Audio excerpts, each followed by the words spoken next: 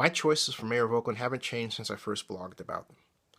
Bryan Parker, Libby Schaaf, and Tuman. I have seen nothing over the course of the last year to cause me to want to change that. And it would have been more newsworthy if I turned around and said, hey folks, I changed my mind. I haven't. Bryan Parker is a man of integrity. If you talk to him and he tells you he's going to take a particular direction, that's the direction he's going to take. If he tells you that he's going to do something that you want him to do, but then he can't do it, he's going to tell you why. That hasn't changed. Libby Schaaf is a person who understands how Oakland works and understands how to effectively move the levers for constituents. Libby, like Bryan, is also a person of high integrity. Tuman is also a person of high integrity. Joe will tell you what he thinks as well, and sometimes he is exceedingly blunt. But he's also a person who is methodical and analytical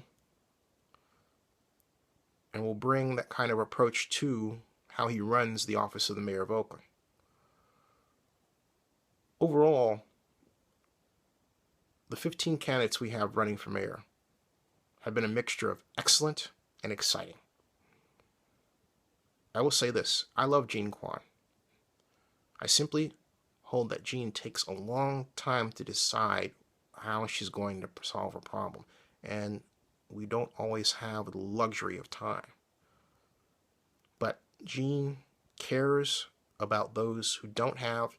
She cares about people on the lower rungs in the communities. She cares particularly about solving the problem of human and child trafficking, which must be ended by any means. But I like that about Jean a lot. Jean also gets the importance of sports in our city. Finally. For a while, finally, she's got it. But that's the whole point. It's kind of like being late, a lot. But she gets it now, and she's been more effective than ever. Kaplan is another dear friend of mine who I love. Rebecca is all things to all people. And Rebecca's problem is that she is all things to all people. Rebecca will nice you to death.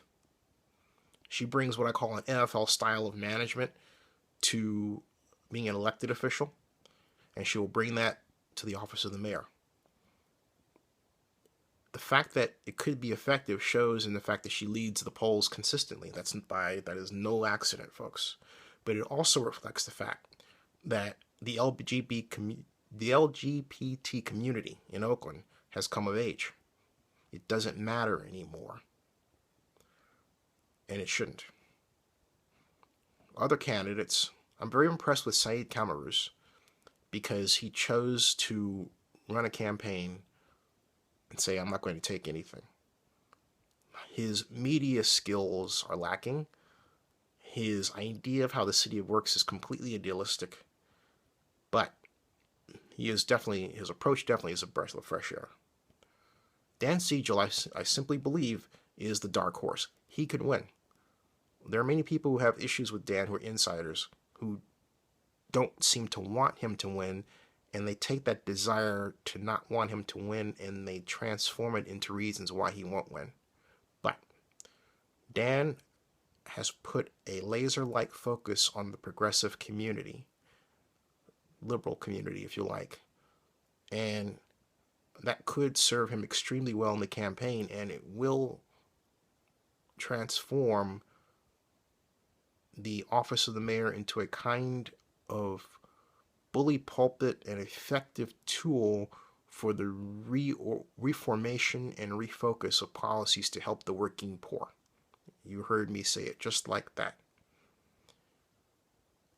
I, however, believe that Dan is too focused on politics and not focused enough on implementation or the understanding of business.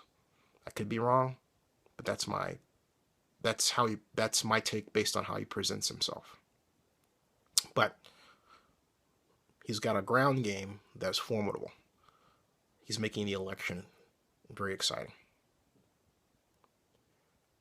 I could, and I will, comment about the other candidates in another video, but those are my choices to top it out. Bryan Parker, Libby Schaaf, Tuman.